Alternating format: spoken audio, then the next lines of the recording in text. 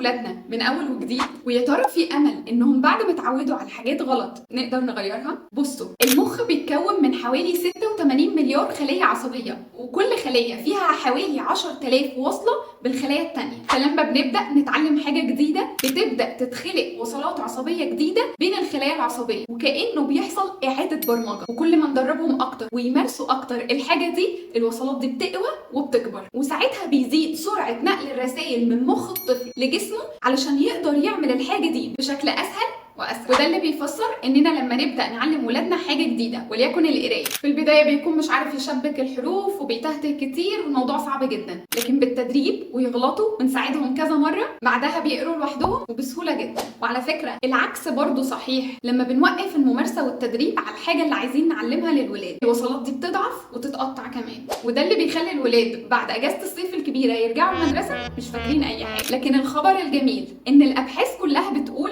اننا المسؤولين عن برمجه مخ اولادنا لو فهمنا ازاي ندربهم ونعلمهم صح، وكمان نكون مثل ليه. وده جزء من رحلتنا على الصفحه دي، هنتعلم مع بعض ازاي نبني شخصيه اطفال قويه وسويه، وندربهم يكونوا واثقين من نفسهم ويعرفوا ياخدوا قرارات صح ويواجهوا الحياه حتى واحنا مش معاهم. تحبوا تمشوا معانا الرحله دي؟